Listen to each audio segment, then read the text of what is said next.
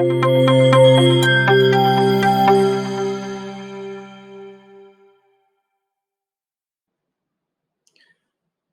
saya menyampaikan materi pengantar terkait dengan kondisi fraud atau kecurangan yang ada di Indonesia ataupun yang ada di internasional, pada slide ini dan seterusnya saya akan membahas lebih detail terkait dengan klausul-klausul yang ada di dalam sistem manajemen anti penyuapan. Saya awali dengan klausul 4. 4.1, memahami organisasi dan konteksnya. Penerapan 4.1, organisasi yang menerapkan sistem manajemen anti penyuapan tentunya wajib mengidentifikasi isu internal dan eksternal yang relevan. Bagaimana cara mengidentifikasi isu-isu tersebut?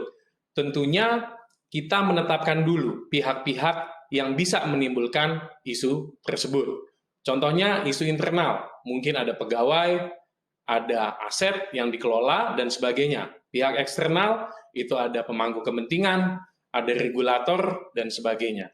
Ketika kita sudah mengidentifikasi pihak-pihak tadi, kita dapat mengidentifikasi isu apa yang bisa timbul yang disebabkan hubungan atau kerjasama antara organisasi dengan pihak-pihak tersebut.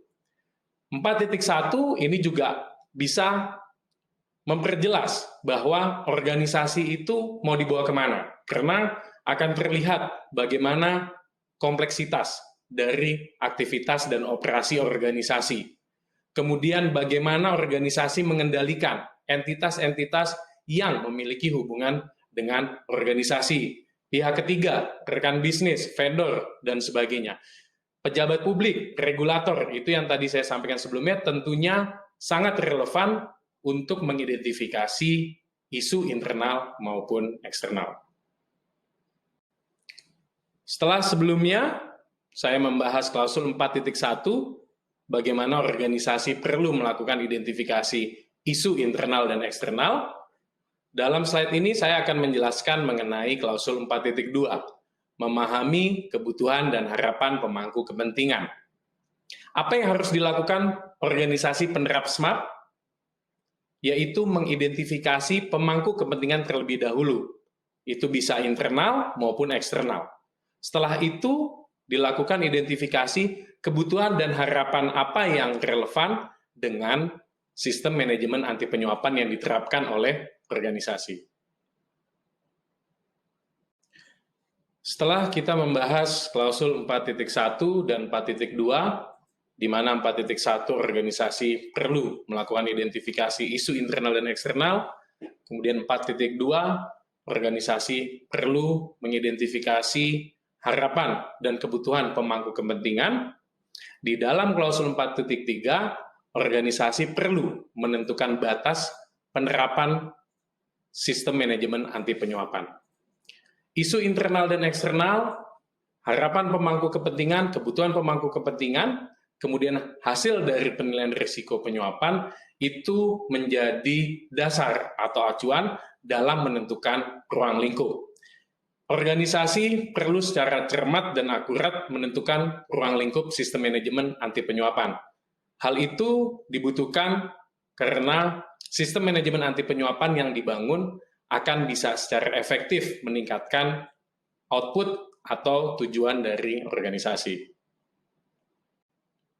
Kita masuk ke klausul berikutnya, klausul 4.4, sistem manajemen anti penyuapan. Dalam pemenuhan klausul 4.4, organisasi yang menerapkan sistem manajemen anti penyuapan harus menetapkan, mendokumentasikan, memelihara prosedur atau kebijakan-kebijakan yang ditetapkan untuk menunjang penerapan sistem manajemen anti penyuapan. Termasuk, saya garis bawahi di sini adalah proses dan interaksi yang diperlukan sesuai dengan persyaratan sistem manajemen anti penyuapan. Kemudian organisasi juga perlu merancang dan mengidentifikasi untuk melakukan evaluasi risiko. Tentunya tetap berpedoman atau sesuai dengan 3 kata kunci yang sebelumnya saya sampaikan, yaitu bagaimana mencegah, mendeteksi, dan menangani penyuapan. Selanjutnya, klausul 4.5, penilaian risiko penyuapan. Klausul 4.5 merupakan salah satu klausul yang cukup penting. Mengapa cukup penting? Karena merupakan fondasi dari penerapan sistem manajemen anti penyuapan. Di dalam klausul 4.5, organisasi perlu mengidentifikasi, melakukan analisis risiko-risiko apa yang timbul dan berdampak terhadap sistem manajemen anti penyuapan yang diterapkan. Organisasi memerlukan data yang akurat, memerlukan dokumen yang up to date, sehingga dapat mengidentifikasi risiko-risiko yang memang sangat relevan dengan pencapaian tujuan sistem manajemen anti penyuapan. Selain itu, organisasi perlu menetapkan level risiko atau kebijakan mengenai manajemen risiko.